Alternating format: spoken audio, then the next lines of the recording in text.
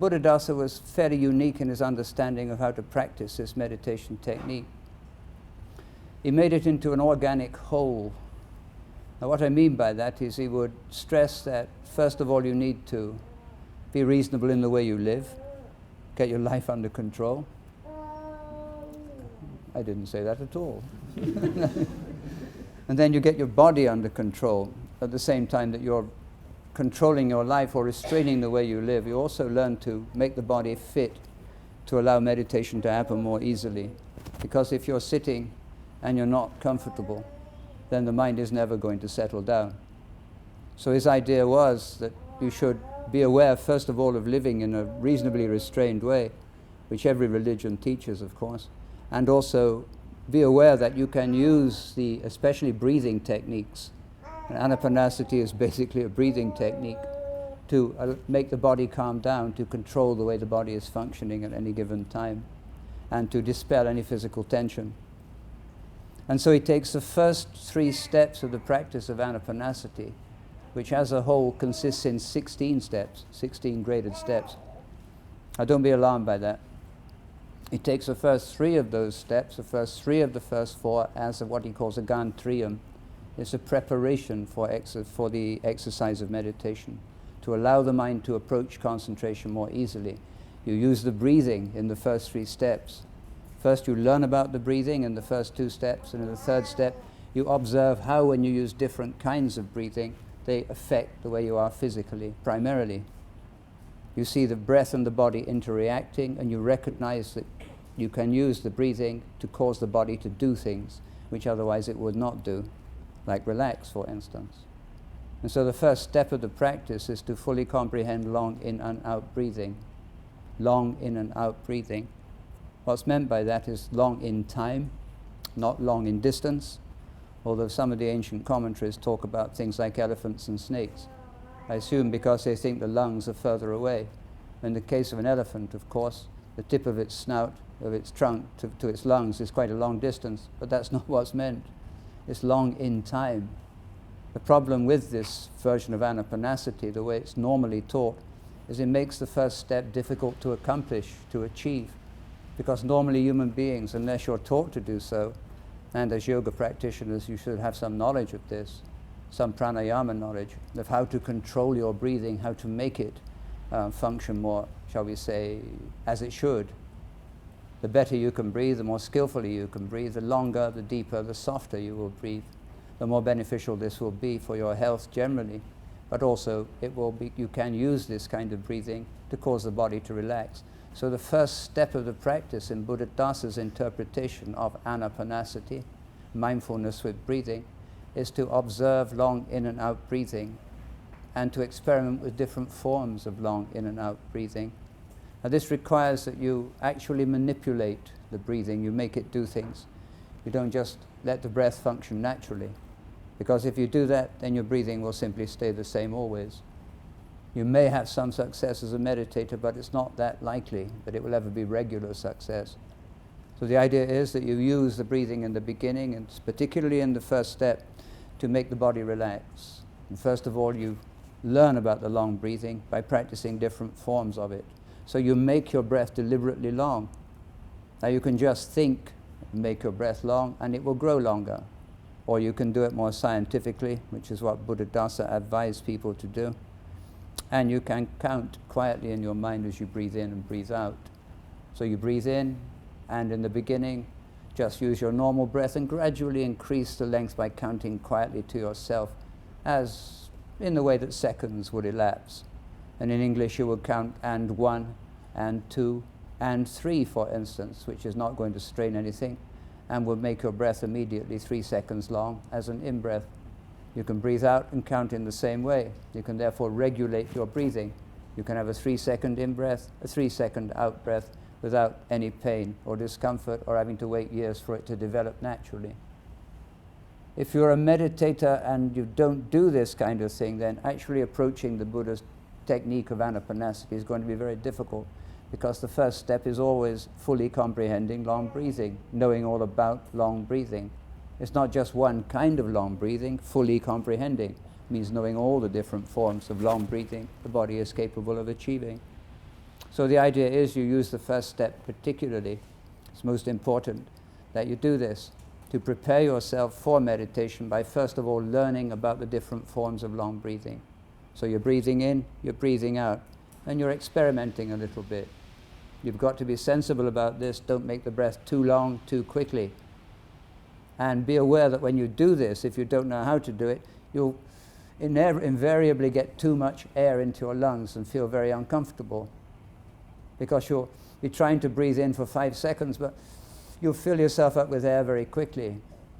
Well, the trick, the way needs to be understood to do it properly, is that you regulate the flow of in and out breath into your body as you breathe. So it's not so much that you breathe in a massive amount of air into your lungs. Say you do a 10-second in, 10-second out breath. It's quite possible to do this and get more or less the same amount of oxygen into your lungs that you would from a normal short breath. You'll be regulating the breathing, making it soft and relaxed, and this is going to have quite an effect on you physically, and ultimately will also cause the mind to move towards concentration. It's an unusual approach to meditation because, generally speaking, even in the scriptures, in the accompaniments, the commentaries to the ancient texts, which were more or less compiled after the Buddha died, quite soon after the Buddha died, but have also had more recent editions, it's always advised that you should not interfere with breathing at all. Well, I would say fine, and so would Buddha, so that's absolutely right, providing it's meditation, concentration you're aiming for. But right at the beginning of this practice, it's not really about concentration. It's about preparing the mind, preparing the body to allow the mind to concentrate more easily. It will bring the mind to a level of concentration, of course, once the body relaxes. And even though you're manipulating the breathing, if you're doing it properly, controlling the amount of breath that enters and leaves your body, and therefore breathing very slowly, very deeply, very softly over a period of time, this will certainly relax the body, and it will have a knock-on effect on the mind also. Where the body goes, the mind will eventually follow. It's just that the body is easier to deal with. This is the first step. We explained it yesterday. The second step is short breathing. It's the same kind of exercise. Buddha wants you to understand long breathing first because it's obvious what it does. You're not particularly involved with understanding how the breath causes the body to change in the first step. You're just understanding the process of long breathing, learning to control your breathing so it feels more natural and you're more satisfied and happy to do it. At first it's going to feel very strange because normally we don't restrain our breath. We just breathe in a very ragged, uneven, unskillful way. All you're being asked to do here is to learn to breathe more accurately, in a more skillful manner. It's ancient knowledge that long breathing does relax the body. I've known it since I was very small. But it never occurred to me to practice with it and to perfect the technique. So with just a few breaths, I could cause my body to relax to a degree where the mind would actually begin to respond. The old man used to claim that if you can really do this, and if you're willing to change your life in such a way, that would make it easy for the mind to gather and concentrate. And you could probably concentrate the mind by using long breathing very quickly indeed. He used to claim just a few breaths was possible. Once you understand the technique, it probably is. But in the beginning, you'll have to learn to get used to doing this long breathing technique. It won't take you very long to do that, and the benefits are obvious. The body does respond to the breathing quite quickly. The longer, the deeper, the softer the breathing, the more controlled you make it, the better. It's a bit like turning on a faucet or a tap and letting the water come out. You can turn it on full and the water comes out full force, and then you can slow it right down. So it's just a gentle stream of water. And it's more or less what you do with your breathing in the first step of this practice. The second step is short breathing, and that's mainly there just to get some idea of what short breathing is like. You can regulate your breathing by counting when you make it short, but it's not really necessary to get too painful about this. Our ordinary breathing will do fine for short breathing. Or if you really want to understand short breathing a little more deeply, then just do a little exercise and observe how your breathing becomes when you agitate the body. When you do some exercise, your breath will respond. It will be short, it will match the state of your body. And if you really do something strenuous so that you're out of breath, then you know what that feels like. The second step is the opposite of the first. So you learn about short breathing in the second step. You've learned about short breathing in the first step. The most important of the two is about long breathing in the first step, I beg your pardon. The most important of the two is obviously the first step, because this is beneficial and is something that you'll probably use if you pursue this technique. You'll probably use for the rest of the time that you do pursue this technique, and maybe for the rest of your time as a meditator, for the rest of your life perhaps, because it has great benefit. It brings the mind to concentration, relaxes the body, increases and improves our health, probably our longevity too in the long run. Learning to breathe properly is a priceless thing and well worth the effort. The third step of Anāpānasati, the third of the four, and also is part of the breath control exercise, or the preparation exercise, has the strange title of experiencing all bodies. Now, there's nothing peculiar about that if you know what it means, but it takes a little time sometimes to dig this information out. Probably if we were living in India in ancient days and we understood the Pali language as our first language, then the actual Pali title of the third step would immediately explain everything clearly. Sapa kayam patisamveti. But in the modern world it sounds strange. Experience all bodies. Sapa is all. Kayam is body or bodies, and samveti, patisamveti, means to penetrate or get inside something. So it's a little deeper level of experience in the first two steps, which are fully comprehending, knowing all about long in and out breathing, knowing all about short in and out breathing, with the accent on long breathing here, is an intellectual exercise largely, at least in the beginning. You're thinking quite a bit as you observe the in and out breath to understand it, to understand the different forms of breathing the body is capable of doing.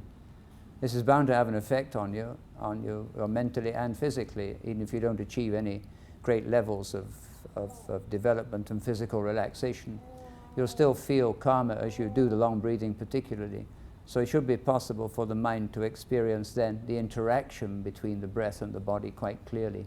And that's basically what the third step is about. It says experiencing all bodies. Now the breathing in Theravada Buddhism and in all forms of Buddhism, probably in the Hindu religions also, is referred to often as a body, the body of breath, sometimes the body within the body. So when it says experiencing all bodies, what they mean is that we should be aware of the breathing as we do it, of the physical body as we're breathing, how the body is reacting, and the actual interaction, the mingling together that takes place continually, the combining of the breath with the body. And so the result of that is that we should be able to focus quite clearly on the way that the breathing is affecting us, cutting out all the mumbo-jumbo. That's basically what the third step is about. In the first two steps you learn about the different forms of long and short breathing you're capable of doing, particularly long breathing. Short breathing we don't need to do so much of. In the third step you experiment with different kinds of breath. You make the breath long by counting and by observing, and you observe how the body reacts to that. And that's the main point of the third step, is to see the reaction, the interreaction of breath and body, so that you know for yourself. You don't have to believe somebody that you can influence the body simply by controlling the way you breathe. And that's the Gantriyam, that's what the Thais call Gantriyam, is a preparation exercise which will bring the body to a point where it's relaxed enough and should make it somewhat easier, therefore, providing, of course, that you're willing to restrain the way you live also, should make things easier, should make it easier to approach bringing the mind to some level of concentration. And what this means is the first three steps aren't really about concentrating the mind. The title of Anāpānasati, Anāpānasati, is actually three words. Ana, Apana, and Sati. Ana is in-breathing, Apana is out-breathing, Sati is mindfulness. There's no mention of concentration there. It's not Anāpāna Samadhi. It's Anāpānasati, because Sati is always the prime element in anything, in any Buddhist meditation practice, and in truth in any meditation practice. If you practice yoga, it's a prime element that you be able to pay attention to the movements as you do them. You yoke the movements of your body to your mind in this way. This is what yoga is basically about. Meditation is not so different. You yoke your mind to the movements of the breath. You fix your mind on one thing and one thing only. And this is a development of sati on the level which is skillful. And sati means mindfulness, the ability of the mind to pay attention to a process of life continuously without wandering away and thinking about other things. You have it always. In life we always have mindfulness. We're born with it. It's part of the mind. It's a natural function. You have to have it, otherwise you cannot pay attention to anything. You watch a movie, read a book, listen to music, eat food, smoke a cigarette, drink anything, whatever you like. You're going to employ mindfulness just to keep your attention on the process that you're actually undertaking, you're accomplishing. The point about our mindfulness is that normally it's not developed in a very useful and skillful way. It's very easy to be mindful, for instance, on things that stimulate, and movies and things like that are designed to stimulate. And so you can accomplish concentration quite easily on something which is interesting. It's easy to sit and watch a movie, and I've done this many times in my life, and be totally absorbed into the film. So the time passes very quickly, because your mindfulness is very strong then. But the kind of concentration it produces is not very deep, and therefore not particularly useful. It's more like normal concentration. It's just a shade more than the concentration we normally have. Because the mind is being stimulated, it's not being made into a peaceful process of nature. So the sati you're going to produce by developing attention on the breathing in the first 3 steps is of a beneficial kind, because you're developing sati on an object which is not stimulating. Breathing is going to produce a very calm state of mind, just as it produces a very calm state of body. So mindfulness is the thing to aim for. So in this exercise of Buddha Dasa, although it's not straightforward meditation practice, you're not really developing concentration immediately. What you are developing is the prime element, without which you will never have any continuous concentration, and that is mindfulness capable of holding the mind steady on an object for long periods of time. It's very easy to do this in the first 3 steps, particularly in the long breathing step, because you are manipulating the breathing, so it's very easy to follow the feeling of breathing as it flows in and out of the body. The technique as described by Buddha Dasa for actually doing the first 3 steps of Anāpānasati is not the normal one either. When people are taught meditation, they're usually told to fix their attention around this area, either inside the nose or underneath the nose, sometimes on the top lip. But this is okay to a point, but it often occurs to me, as it did to the old man, that perhaps this is why most meditators don't really ever go anywhere much, because they're given information which is perhaps not wise. It would be better to start meditating in a way which is more easily discernible. And so he changes even the technique and suggests that instead of fixing your attention here, okay, you start here with the first three or four breaths before you begin to make the breath longer. But once you start to increase the length of your in and out breathing, you begin to follow the feeling of breathing into the body. Now he suggests that you follow it to the top of the lungs, because you can feel breathing. We can never observe breathing itself unless the weather is very cold, or we refrigerate ourselves in some way. But it wouldn't be useful for meditation either way. But we can follow feeling. Now everything we experience creates a feeling on the surface of the body, in the instance of breathing particularly. So what you're observing when you observe the in and out breathing is always the feeling it makes as it passes over the body's surface, as it brushes past the tip of the nose, the nostrils, goes over the back of the nose, down over the palate, the top of the mouth, down the back of the throat to the top of the lungs. You can feel the actual breathing itself makes a sensation on the body surface as it does that. But then there's another sensation involved in breathing. As you breathe in, the body moves, it expands. And so his idea is that you should make use of this expansion to add it on to the actual feeling of the breath going over the body surface. So you can follow the breathing all the way down to what the Thais call the sa'el, the midriff, the waist area, the abdominal area of the body, which is where the muscles are that actually make the movement. And so you have a sensation then that starts here and can be continued all the way down to here, down to the lower abdomen. You follow it in, you're controlling it, so it's quite easy to do. And then you follow it back out again. And it's like a rocking motion. It can take several seconds to come in, several seconds to come out. Now this develops mindfulness most wonderfully. If you fix your attention here, it's very difficult indeed to be aware of the whole process of breathing. But if you follow Buddhadasa's advice, then you can, not easily, but more easily, be aware of the whole process of breathing.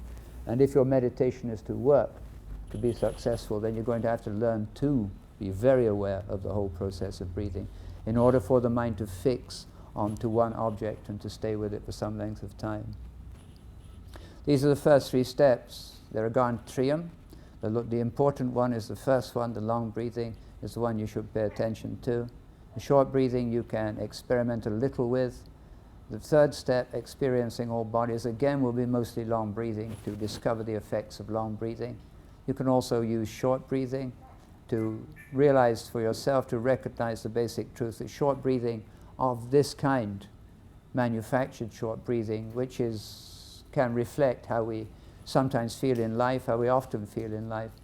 When we're out of breath, for instance, or feeling angry, you'll always find that the breathing you do is of an agitated, short kind.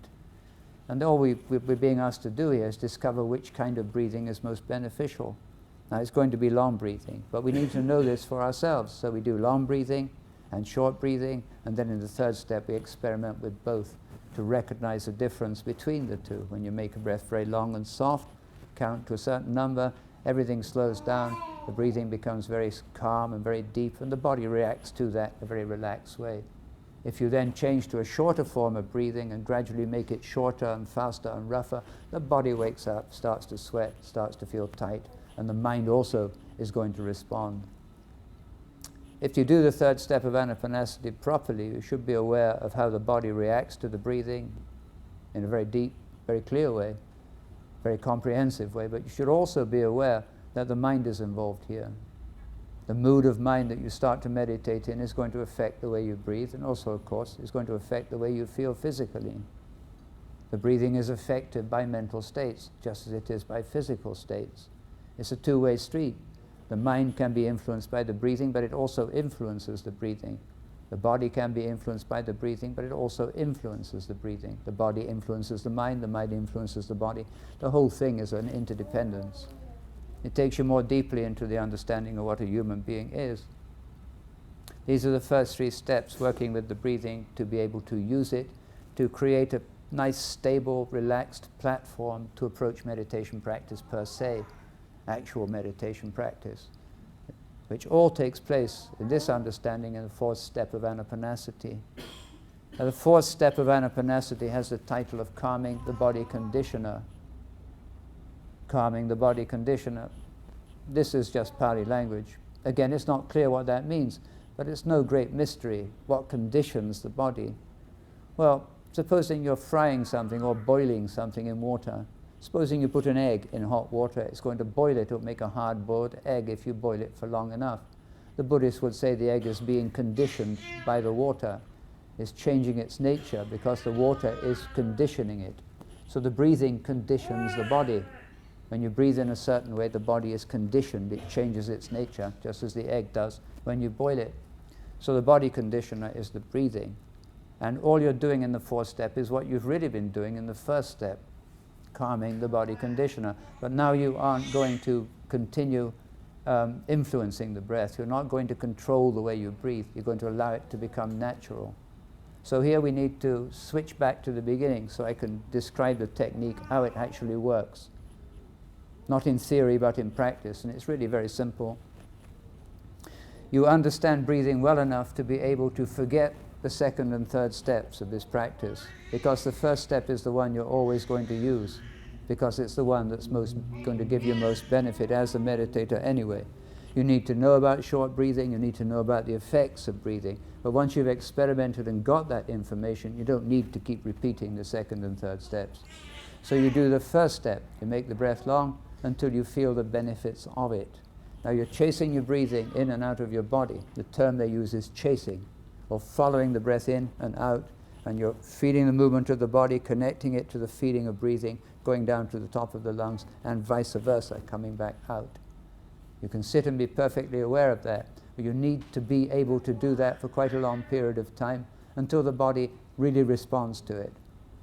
And once the body really begins to respond to breathing, it will relax quite quickly, but you need to keep on making the body relax more until you reach the point where you feel the body begin to just rise.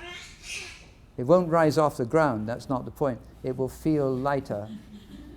It will feel like you won't do it deliberately, let's put it that way. The body itself will appear to straighten up. And your posture will become much more upright, much more severe in a sense, but also much more relaxed. It will happen naturally. At the same time, curiously, you'll feel light, but the body will take on the appearance of a weight, of just something. You won't be aware of arms and legs or any of that kind of thing. That's a physical effect you should look for. And don't try to pretend that it's happened, because you can't. It has to happen naturally. It's a problem with meditators. We're always trying to get there tomorrow or today. We don't want to wait. We have no patience with this, but we have to be patient here. Now what will also happen, and more significant, is the mind is going to begin to gather. It will start to come together. It will start to approach concentration on a very shallow level to begin with, but even a shallow level of real concentration feels very different to the way we normally feel. We'll be immediately aware that the breath is very clear and you can follow it very easily. Every detail is very clear and very easy to observe, whereas before, until this point, it's always a little bit unclear in places because the mind is not quite focused on the breathing. It hasn't begun to relax and begun to concentrate yet. But once it begins to do that, then everything becomes much easier, and you immediately are aware that this is beginning to work. You feel very good, you feel different mentally, you feel totally different physically. The practice is beginning to bear fruit. Now you're still doing the first step when you're doing this. You're still working on the long breathing, still maintaining long in and out breathing. It's having effect on the body, it's also affecting the mind. This is when you enter the fourth step of Anāpānasati. You don't think about it as that, you simply do something. You change the technique, and instead of following the breath in and out of the body, you now fix your attention somewhere around here, which is the advice normally given to meditators when they begin. And why it's terrible is for this reason. You need to prepare yourself until the mind is sharp enough to observe breathing completely in this one place. Because it's very vague there. If you try and do it now, you'll find it difficult to do. If you make a breath harsh, it's easy to feel, but the out-breath is always different. It's always soft, and it's always, the temperature of the breathing has changed. It's always warmer. So it's not easy to detect the out-breath. But if you've done the first step properly, and you can step into the fourth step quite easily because the mind is sharp and bright and clear enough to be able to contact feeling here very clearly without any problems at all. If you can't, then you're not ready to make the switch. If you can experience breath very clearly here, but there's something else you need to do to make sure that the time is right to enter the fourth step. You need to allow the breathing to become natural. And then you can switch to observing in this one place. So when you enter the fourth step, you're doing much the same as you've been doing, relaxing, calming the body and causing the mind to begin to calm down also. But now you're doing it using natural breathing rather than forcing the breathing. When you enter the fourth step, all you really do is stop forcing the breathing and just let it become natural. Now the immediate response of the breathing will be to become very quick, very rapid breathing. Much more rapid than you've ever experienced before. And it should maintain its gentle, soft, relaxed quality. In fact, the breath should become very, very, very tiny breathing indeed. And so, of course, you need to change the technique, therefore, to observe it in a way which is going to make the mind concentrate on a deep level. And so you then change the technique and focus on the tip of your nose. But if you do this too quickly, if you pretend or you imagine that that this is the time is right to do this, you may not make it.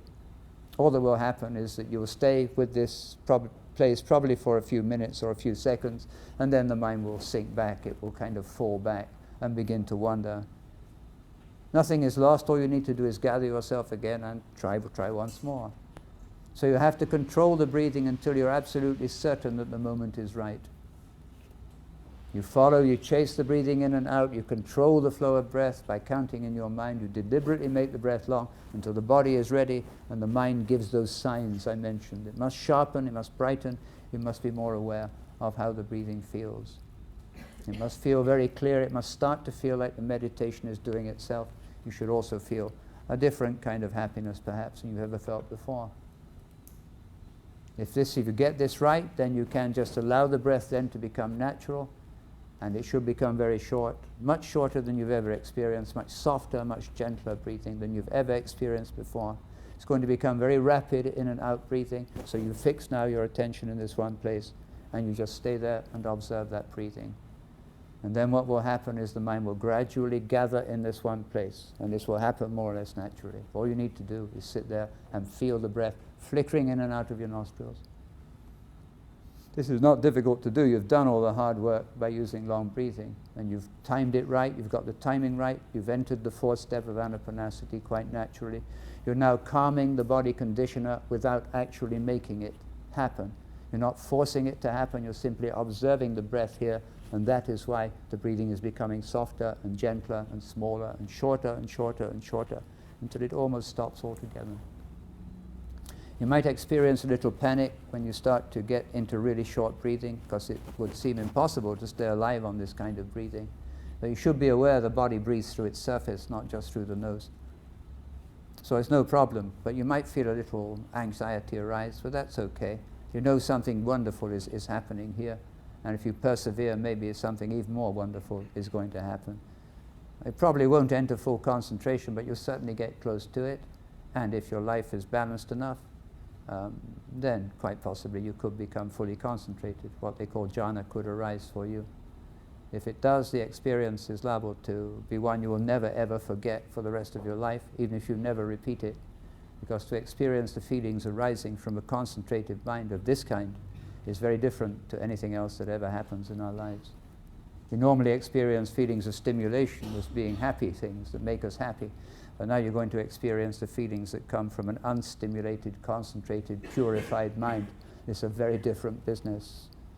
The first feeling that arises is one called piti, and is generally the one that most people never get past in this practice because it's such a sensational thing to experience. We don't have time to go any further than that. This is the basic 4 steps. It's the most important part of the practice, the one you really need to understand. The actual end product of the practice of Anāpānasati was a Buddha. A Buddha is basically a human being functioning as they should, without any of the aberrations that we tend to develop during the course of our lives. An entirely natural human being functioning within the flow of nature. You might say a perfect human being. This is achieved by getting the mind into concentration, causing it to become still and peaceful and placid, so that it can reflect the things it experiences, can experience things accurately as they really are. The Buddhists say we don't experience ourselves properly because our mind is never in a condition to do it. But if your mind is properly trained, you can experience the truth of what's actually living life. And you're going to discover eventually that's not you. It's the mind itself that lives life. If you can get your mind to concentrate, to even approach full concentration, and if you can do this regularly, then you don't need to be taught about the rest of Anāpānasati. You can understand it fairly easily. The whole thing is very organic. Once the mind elevates itself beyond the normal level, it can receive information in a very different way. Your understanding changes naturally.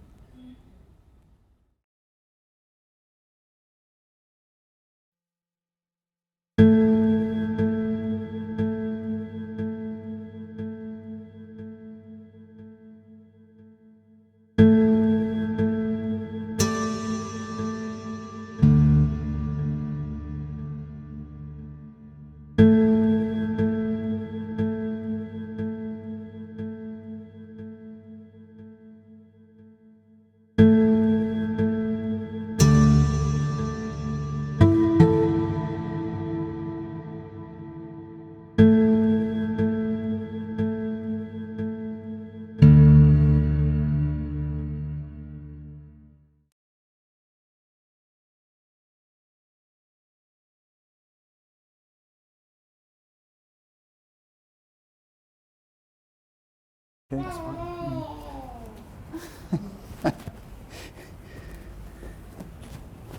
A young Buddhist.